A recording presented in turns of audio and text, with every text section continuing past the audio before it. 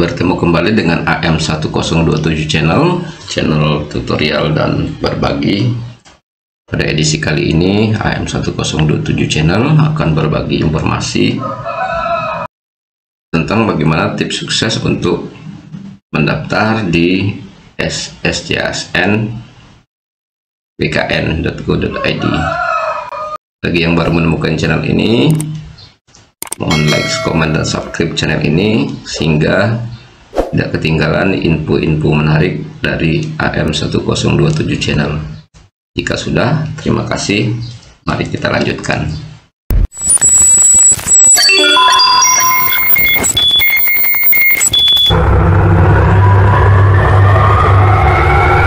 Rekan-rekan dan sahabat AM1027 channel, sudah diumumkan pembukaan calon pegawai negeri sipil ASN oleh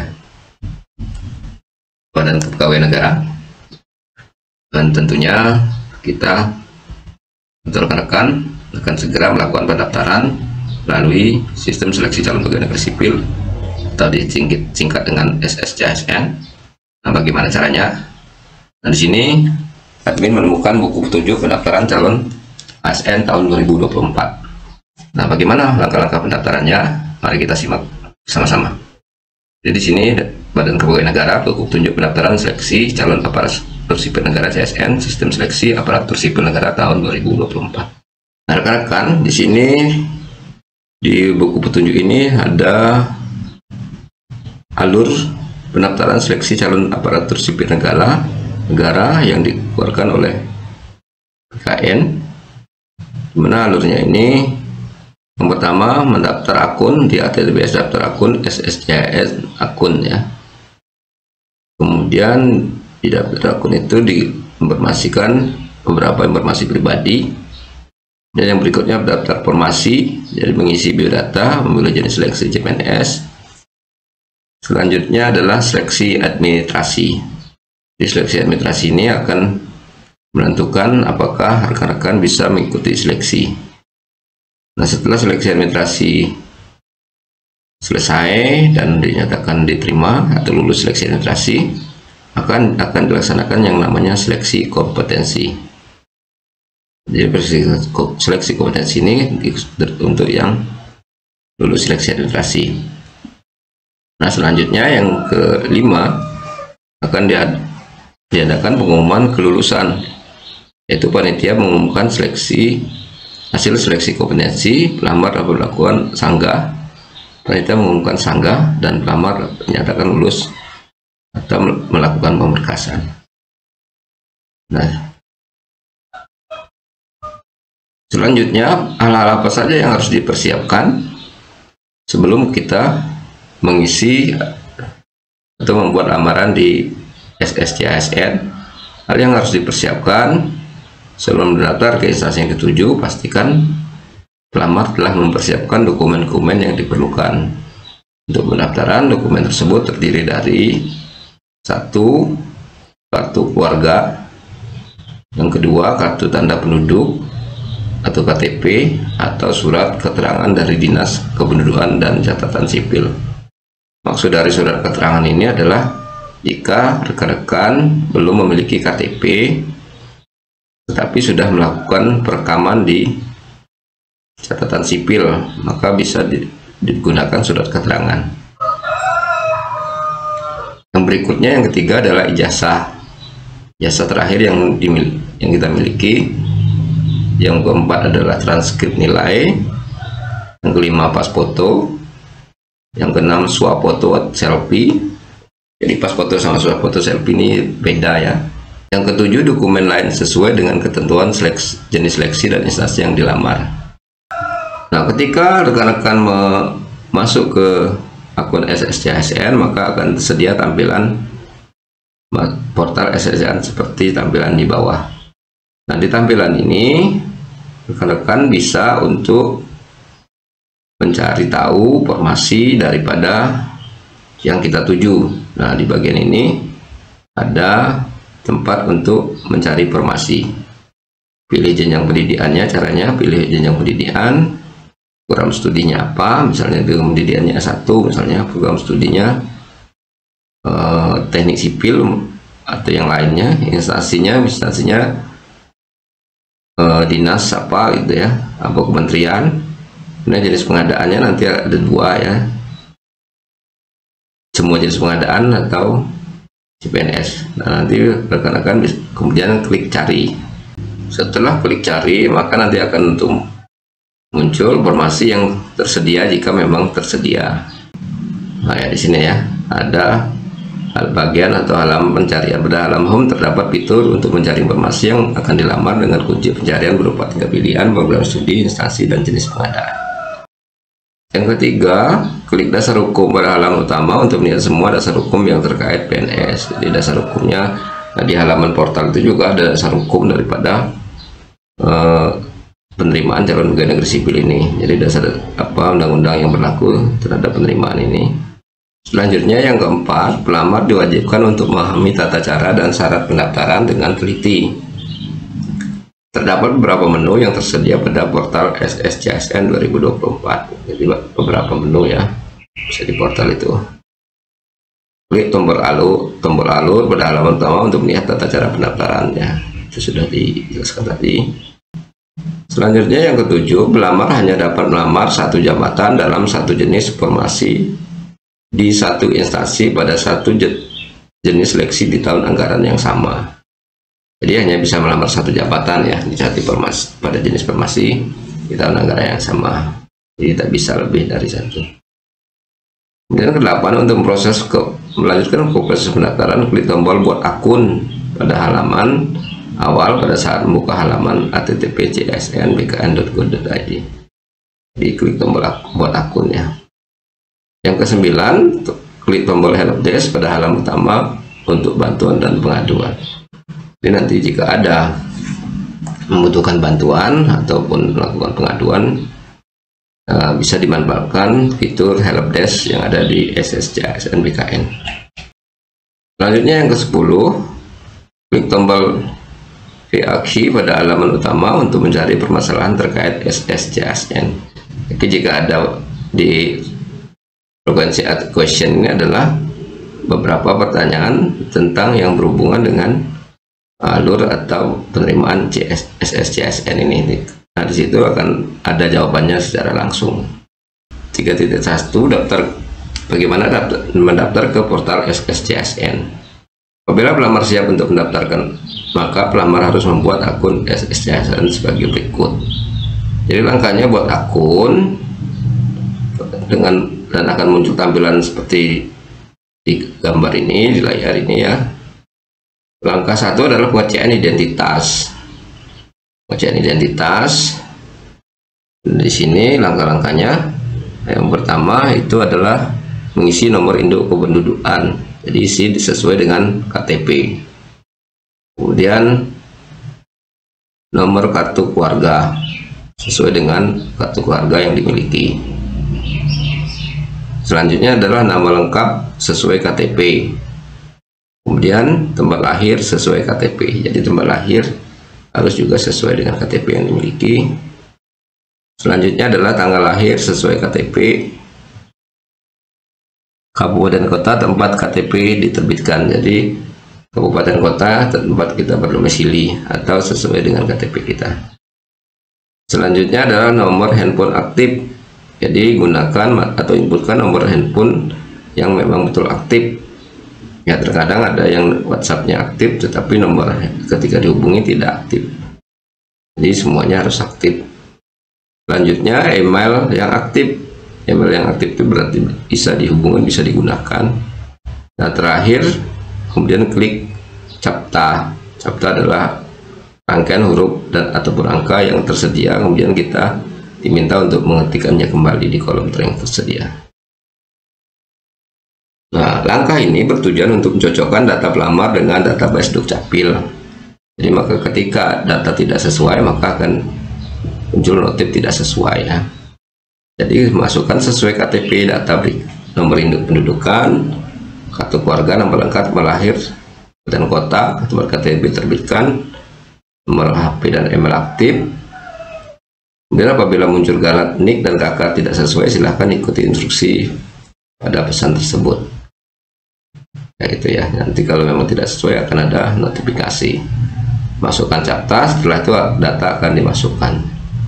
Nah, klik melanjutkan untuk proses selanjutnya jika pegawai pemerintah dengan perjanjian kerja P3K yang masa kerjanya masih di bawah 1 tahun atau yang sudah bekerja lebih dari 1 tahun tetapi tidak diizinkan mendaftar CPNS, serta CPNS yang masih aktif atau individu yang diblokir oleh BKN karena berbagai alasan akan menerima notifikasi seperti tertera di bawah ini.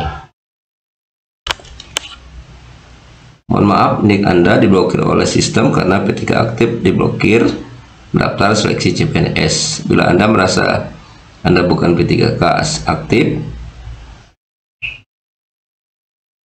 diblokir mendaftar seleksi CPNS, silahkan menghubungi pengaduan pada fitur helpdesk.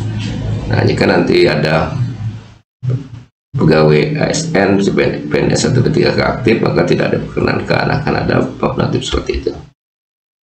Selanjutnya, jika data telah sesuai, maka akan muncul tampilan angka 2 lengkapi data. Langkah ini bertujuan untuk membandingkan data pelamar di KTP dengan ijazah proses pemberkasan CPNS menggunakan data ijazah sebagai data pokok kepegawaian yang terdiri dari nama lengkap sesuai dengan yang tercantum pada ijazah, tempat lahir, tanggal lahir, dan pastikan bahwa Anda mengisi data tersebut dengan benar.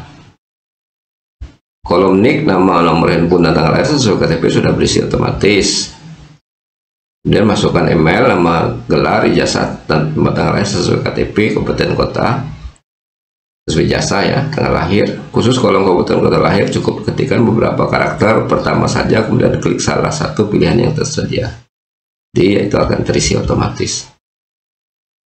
Kemudian pilih jenis kelamin yang sesuai, unggah foto scan KTP dengan ketentuan di web dengan mengklik copy file. Jadi sediakan foto scan KTP-nya di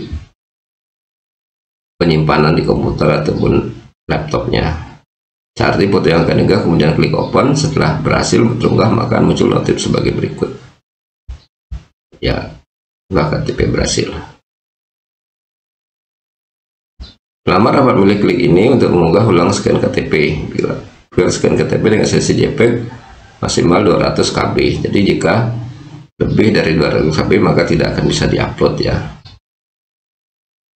Bisa diklik sini ini gitu ya, nanti bisa diulang lagi. Selanjutnya adalah unggah swafoto sesuai dengan ketentuan di web dengan mengklik ambil foto. Pastikan kamera pada komputer laptop. Silakan ambil foto pada tombol ini, foto ulang, simpan foto. Klik simpan foto jika sudah sesuai, dan apabila belum sesuai silakan klik foto ulang. Setelah foto berhasil terunggah maka akan muncul notif seperti ini, unggah foto berhasil. Jadi perlu diulangi bahwa swafoto itu langsung diambil dari kamera web dari di alatnya masing-masing ya, di komputer atau laptopnya masing-masing. Pastikan kameranya aktif. Selanjutnya data lain yang perlu diisikan adalah password dan konfirmasi password. Masukkan password yang sudah diingat. Untuk password terdiri minimal 8 karakter dan memiliki kombinasi huruf kecil, huruf besar, angka, dan spesial karakter. Jadi ada 8 karakter, kombinasinya huruf besar dan huruf kecil, angka, kemudian tanda-tanda atau lambang-lambang khusus ya. Harap mencatat menyimpan password Anda karena akan digunakan untuk login pendaftaran SSCSN. Jadi simpan atau dicatat ya. Yang paling penting jangan menyebarkan user dan password Anda ke orang lain.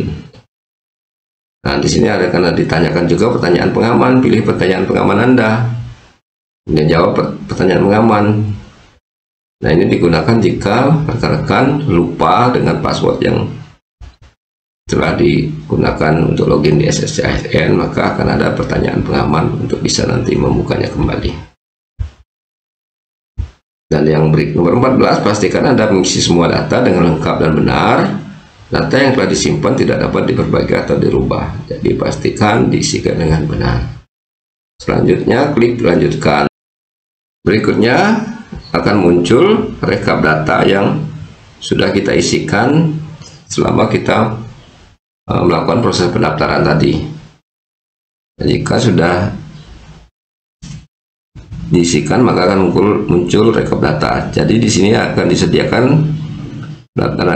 langkah pengecekan ulang data. Jadi bisa dicek ulang kembali data-data yang sudah kita inputkan. Nah, pada tahap ini pendaftar harus melakukan pengecekan ulang terhadap suap foto, NIK, nama lengkap, tempat lahir, tanggal lahir, sesuai KTP, nama lengkap, tempat lahir, sesuai jasa, email, dan nomor handphone. Jika nantinya terdapat kesalahan tulisan setelah proses pendaftaran, maka peserta tidak dapat memperbaiki kesalahan penulisan.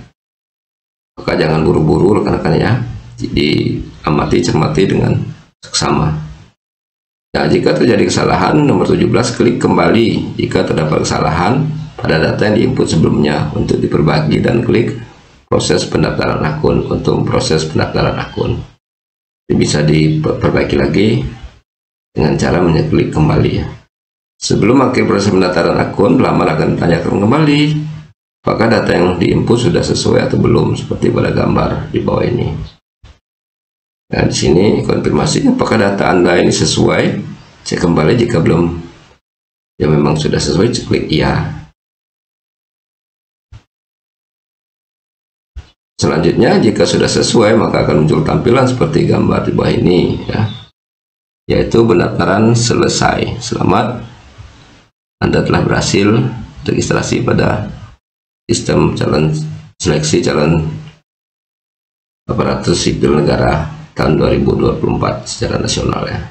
Nah, setelah selesai pendaftaran maka kita akan diarahkan untuk mencetak kartu informasi akun. Pilih menu cetak informasi pendaftaran. Nah, berikut adalah tampilan kartu informasi yang telah diunduh. Jadi segera diunduh kemudian dicetak ya. Nah, di sini akan ada identitas KTP, nama akun, nama sesuai jasa, tempat tanggal lahir, tempat lahir sesuai jasa, jenis kelamin, tanggal jam pendaftaran. Selamat, Anda telah berhasil registrasi tahap awal portal sistem seleksi aparatur negara. Silahkan lanjutkan ke http://csn.bkn.go.id pada menu masuk dengan menggunakan NIK dan password yang telah Anda daftarkan. Jadi loginnya, username-nya adalah NIK, kemudian passwordnya yang sudah didaftarkan tadi. Nah, setelah mencetak kartu informasi akun, pelamar dapat melanjutkan tahap selanjutnya, yaitu lanjut login pendaftaran. Nah, di login pendaftaran maka akan muncul tampilan seperti di sini ya, yaitu login pendaftaran. Klik tombol login yang tertera di sudut kanan atas, atau klik tombol lanjutkan login pendaftaran setelah melamar mencetak kartu konfirmasi akun. Jadi klik tombol login menggunakan passwordnya yaitu NIK dan password yang sudah disimpan tadi. Nah, selanjutnya masukkan NIK dan password yang telah Anda daftarkan, lalu klik masuk, maka akan muncul tampilan angka 1 pengisian biodata seperti berikut. Himbauannya, membaca seluruh info dan himbauan tercantum di web sebelum melanjutkan proses login. Pastikan mendaftar, mengakhiri pendaftaran sampai terakhir atau resume agar berkas dapat diverifikasi oleh instansi. Tidak berkenan akan mengubah data setelah mengakhiri pendaftaran. Perhitungan usia pada pelamar dihitung pada saat memilih informasi dan juga saat mengakhiri pendaftaran. Jadi usia kita berapa itu dihitung ketika kita memilih informasi dan saat mengklik mengakhiri ya. Kalau tempat tanggal lahir dan tanggal lahir sesuai jasa, tempat lahir dan tanggal lahir sesuai KTP, serta nama pembuatan akun telah terisi secara otomatis. Nah, pada form ini pelamar masih dapat mengubah beberapa data yang diinput pada tahap sebelumnya, yaitu nama sesuai jasa, email, dan jenis kelamin. Lengkapi kolom gelar depan jasa dan gelar belakang jasa. Bagi pelamar yang tidak memiliki gelar depan atau gelar belakang, berisi dengan tanda petik underscore petik. Ingat, jadi yang tidak memiliki gelar petik dan underscore petik ya. Masukkan alamat sesuai KTP dan isi apakah pelamar sudah mengikuti program beasiswa. Jadi, pilih jenis disabilitas yang menu yang tersedia. Jika disabilitas, jika tidak dipilih ya. Kemudian apabila pelamar memilih jenis disabilitas lain non disabilitas, maka pelamar harus mengikuti link video yang berkaitan dengan disabilitas. Jadi ada panduannya ya. Lengkapi alamat domisili termasuk kelurahan dan kecamatan.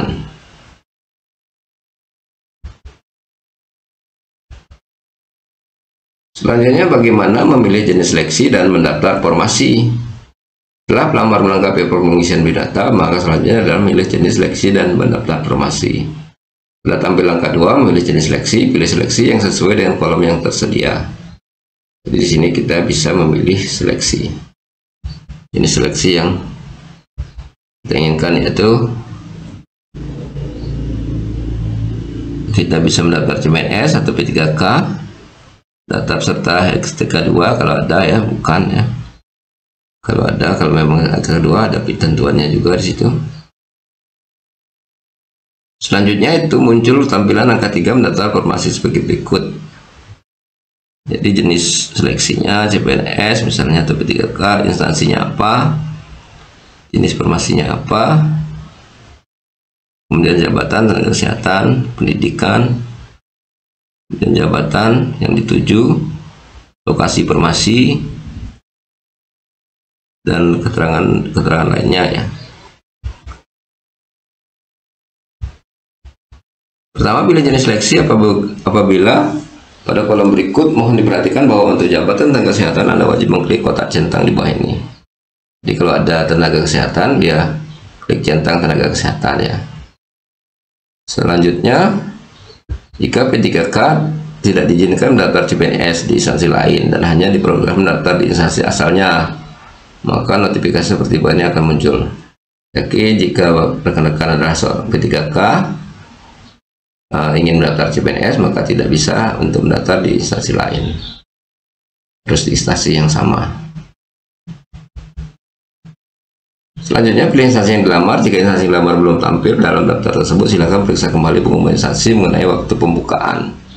Jadi, mungkin kadang-kadang belum, instansinya belum melakukan pembukaan ya, harap ditunggu kapan dibukanya. Selanjutnya, pilih jenis promosi sesuai dengan promosi yang dibuka oleh instansi tersebut. Pilih jenis promosi dapat dilihat di pengumuman instansi. Jadi instansi masing-masing akan melakukan pengumuman.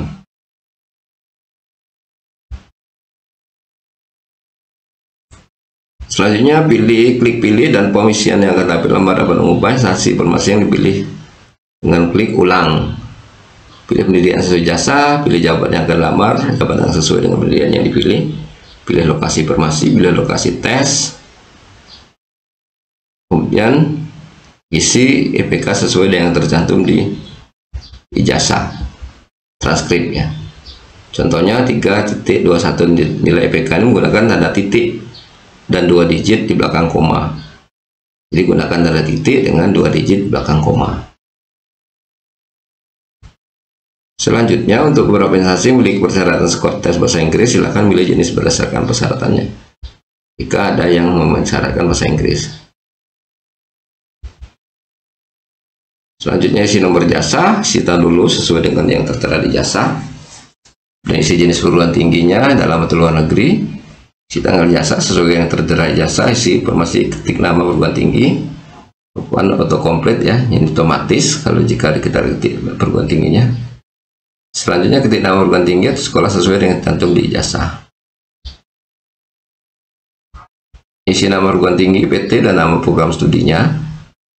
Pada saat jika perguruan tinggi atau prodi yang dipilih sudah terdapat data akreditasi dengan PT, maka akreditasi lembaga dan akreditasi program studi akan muncul secara otomatis. Di jenis akreditasinya akan muncul ya secara otomatis. Selanjutnya, jika prodi tidak terdapat akreditasinya ber-PT, maka pelamar dapat mengisi secara mandiri akreditasi lembaga prodinya ABC lainnya. Akreditasi yang dimaksud adalah akreditasi lembaga prodi pada saat pelamar lulus. Jadi akreditasi yang digunakan itu adalah saat pelamar lulus di tempat menimba ilmu atau kuliahnya, bukan pada saat kita melamar ya. Selanjutnya, isi kode CAPTA. Baik, selanjutnya riwayat pelamar memilih jenis seleksi dan mendaftar informasi. Tahap selanjutnya adalah isi riwayat pekerjaan. Pada tahap ini dapat melimpahkan riwayat pekerjaan dan riwayat penulisan ilmiah lebih dari satu jika ada, tetapi jika tidak ada silakan klik tombol selanjutnya dan menuju tahap berikutnya. Ini dituliskan untuk mereka yang sudah memiliki riwayat pekerjaan. Berikutnya, jika terima unggah dokumen. Setelah pelamar memilih jenis seleksi, mendaftar informasi dan riwayat, tahap selanjutnya adalah unggah dokumen. Jenis dokumen yang diunggah akan berbeda sesuai dengan persyaratan yang dilamar. Dokumen yang disyaratkan bermaterai wajib menggunakan materai elektronik. Jadi ingat, materai elektronik. Nah, sini ada kolom tempat unggah, kita tinggal klik unggah ya. Di sini misalnya pernyataan, surat lamaran, semuanya bisa klik unggah di sini. Kemudian di sini juga ada wajib dan tertera juga ketentuan size daripada dokumen yang harus kita punya. Setelah diunggah semua, pelamar wajib membaca dan melihatkan ketentuan dokumen yang tercantum, baik ketentuan instansi maupun ketentuan formatnya. Perhatikan tipe dokumen dan ukuran dapat diunggah ke sistem. Jadi ukurannya, klik unggah lalu cari dokumen tersebut di komputer Anda. Kemudian selanjutnya status dokumen akan berubah, sudah diunggah jika proses unggah sudah berhasil. Pelamar dapat melihat dokumen yang telah diunggah dengan klik lihat. Jadi kita bisa mengecek dokumennya. Jika pelamar salah unggah dokumen, klik unggah kembali untuk mengubah dokumen yang telah diunggah sebelumnya. Kemudian cari dokumen yang benar. Jika ada kesalahan bisa diulangi dengan klik unggah. Selanjutnya, jika pelamar mengunggah file yang tidak sesuai dengan ketentuan unggah dokumen, maka akan muncul tampilan seperti pada gambar.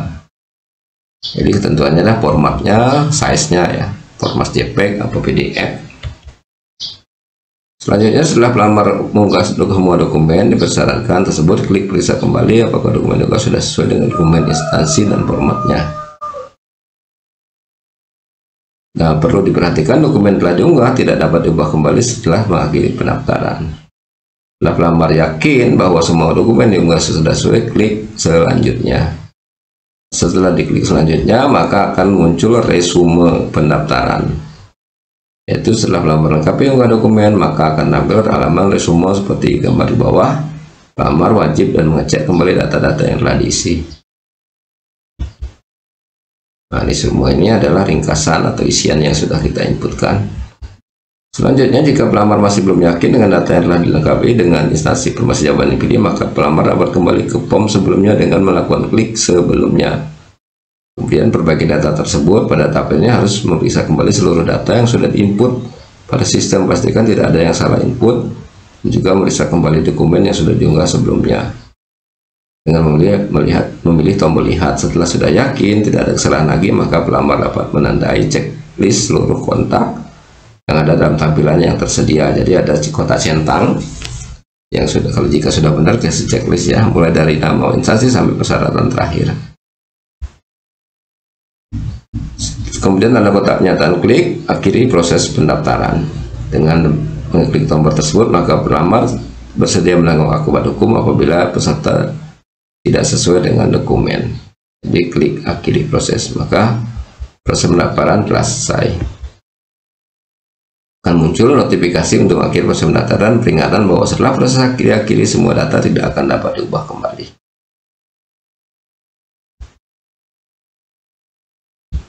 Ya, begitulah informasi dari AM1027 channel tentang bagaimana alur proses pendaftaran CPNS tahun 2024. Terima kasih. Jangan lupa like, comment, dan subscribe channel ini. Wassalam.